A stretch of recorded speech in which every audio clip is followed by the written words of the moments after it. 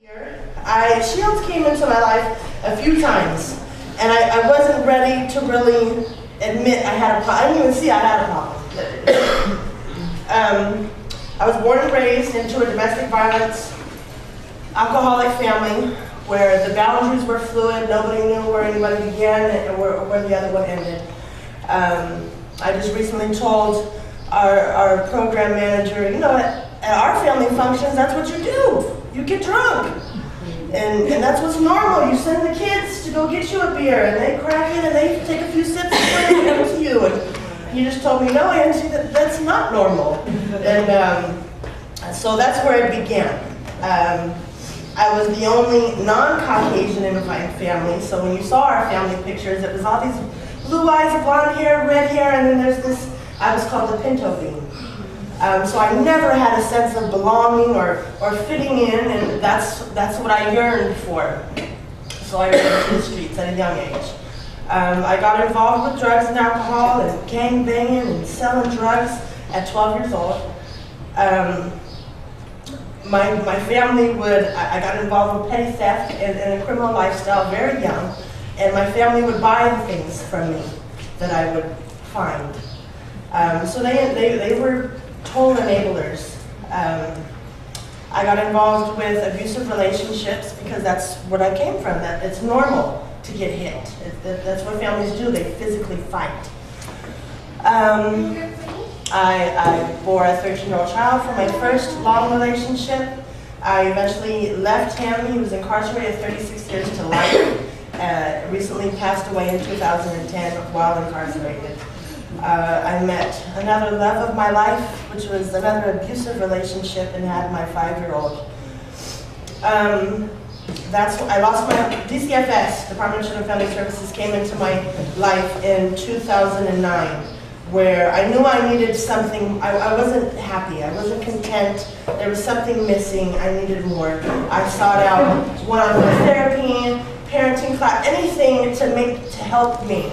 And I shared into a therapy group some of the things that were occurring at home, some of the tussles and the physical engagement between the father and I.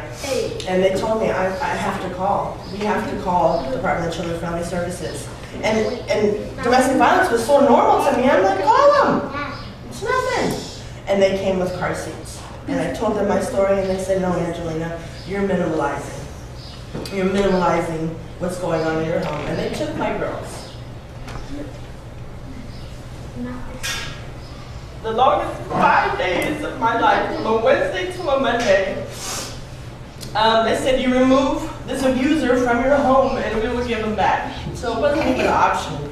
You have to go. These are my lives. So he left. And the whole time dealing with the first 8 months, dealing with Department of Children and Family Services, it was a fight. You're telling me what to do, I'm an adult, I know what to do, so it was just a fight. And finally I just gave up. I'm not gonna win. And I started listening, and I started learning and growing, and this isn't normal. It's not normal to be scared. It's not normal to be hit and to fear. You have to walk on eggshells, and what are you gonna think, what are you gonna say? That's not normal. So I ended the relationship, but there was still mental health and drug abuse that I wasn't able to come to grips with. I can tell you about being hit, but I'm not going to tell you about smoking weed and drinking. So with domestic violence now gone, and I'm still got this postpartum depression. My brother was murdered in '99, and all this stuff, and drug abuse just kept flourishing and growing, and I finally ended up losing my home in '09. Losing a 2-bedroom home that was bought for me into a motel room with now these 2 girls looking at me, Mommy, what are you gonna do? How does anybody lose their home, move into a motel room and be sober? That wasn't even an option for me. I can't feel this. I can't feel what I did to these 2 precious lives. An organization came into my life.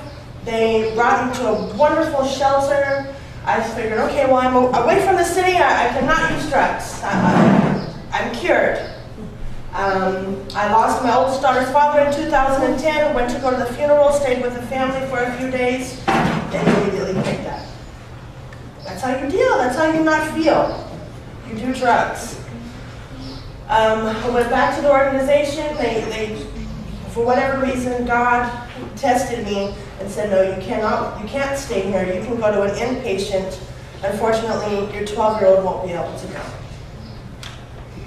What do I do? What do I do? It's a mad scramble. I can go down and live on a bus bench and have both my girls, or I can find somewhere to go for her to go and I can really get help.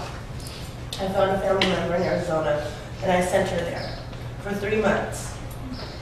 In this treatment facility, I have a 5-year-old who has been diagnosed with attention deficit hyperactivity disorder with bouts of aggression.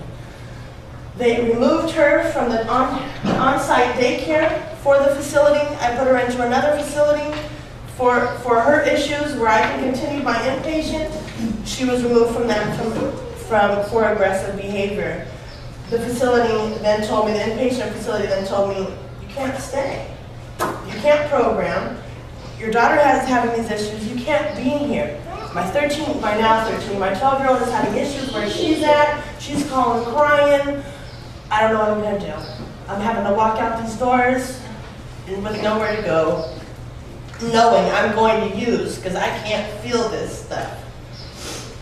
And there was an alumni that works at this inpatient facility. And she said, go to this place and they'll help you. And it was raining that day.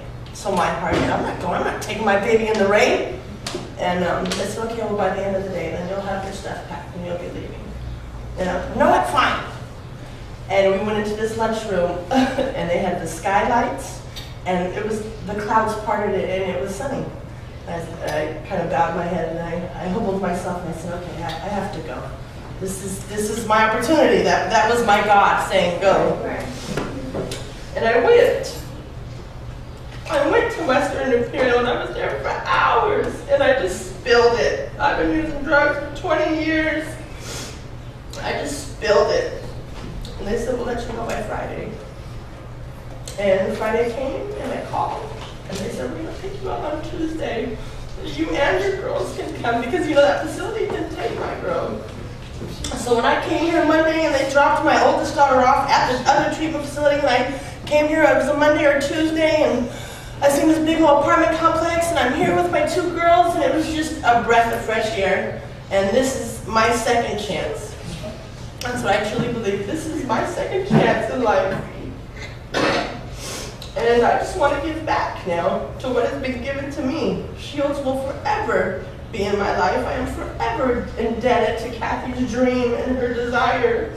And just to touch another woman's life, let alone a multiple of families, that's what I have to do in my future. Thank you.